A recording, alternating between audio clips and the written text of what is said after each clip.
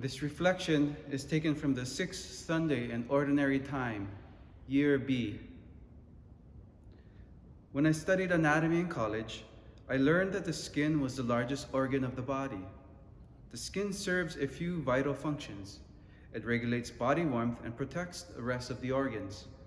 The skin is a barrier, a type of boundary that delineates the human body. In fact, the expression "to feel comfortable in your own skin" indicates confidence with oneself.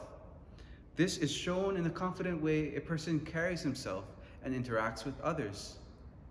The leper in this Sunday's gospel reading is not comfortable with his skin. We heard in the first reading from Leviticus how lepers, including those with contagious diseases, were excluded from family and community.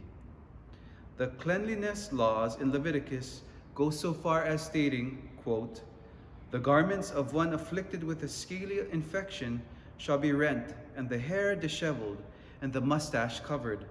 The individual shall cry out, 'Unclean, unclean,'" unquote.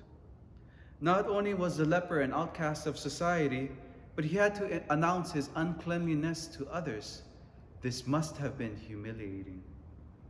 Due to the traditional Jewish belief that sickness and death entered humanity after Adam's sin, the Jewish religion associated sickness and death with sin.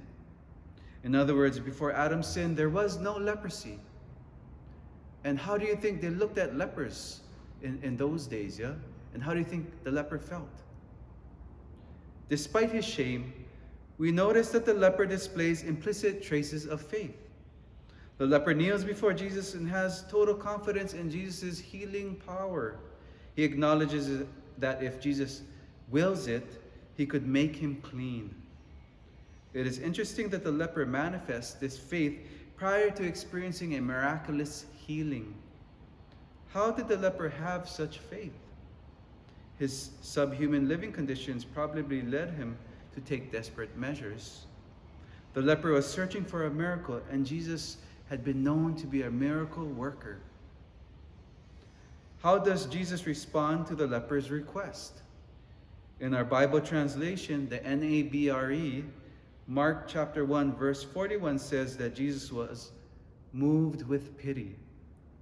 In the Greek, Mark uses a word which literally means moved with compassion in one's guts, or moved with pity deep down inside.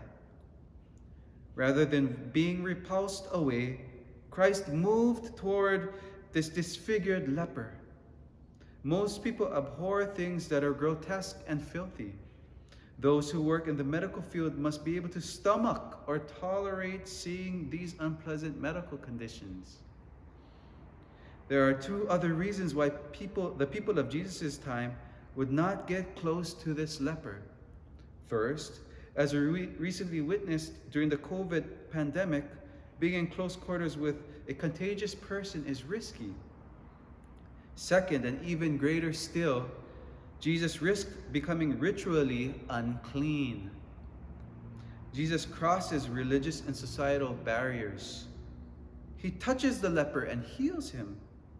Nonetheless, Christ's respect for the Mosaic law is evident when he tells the leper, or the healed man, to offer the cleansing that Moses prescribed. We notice a contradiction in the Gospels.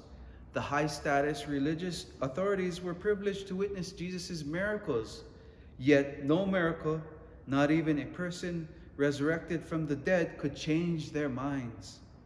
In contrast, the leper's crippling weakness became his greatest strength. Is it really a weakness to be humble? Remember, God is all-powerful and cannot sin, and we know that humility is an attribute of God. In the incarnation, the Son of God humbled himself. He entered a wounded human nature and became vulnerable for us. His vulnerability to death and suffering was the way in which he healed our infirmities and our own woundedness, our vulnerabilities. God uses our weakness as an instrument to convert the most hardened of hearts. Earlier, I mentioned that close contact with a contagious person is risky. However, we can view this risk from the opposite perspective. I asks, do we take risk when we interact with others? Are we associating only with those who are attractive, who have money, power, or fame? This type of relationship is focused on what I can get from the other person, not what I can give to the other person. This is based on utility. The ugly, the poor, the elderly, the divorced and remarried, those in irregular relationships, the addicted, the homeless, the imprisoned, and the fallen away Catholic, all these still need our love. As in the case of touching the ritually unclean leper, can we be like Jesus and interact with those who are so-called ritually unclean? We need to reach out to others in the spirit of pastoral charity. This is what Pope Francis has been preaching this past few years, yeah? To reach out to those in the margins. I realize that doing this may be risky, for we ourselves could be targeted by those who disagree with us. Still, we ought to give them the benefit of the doubt. And before reacting, we should listen to their story and the circumstances of their situation. Perhaps our patient interaction with them could bear witness to the truth of our faith and of the gospel. And remember, Christ came to us too. We're not the holy ones sitting in the high chair, yeah?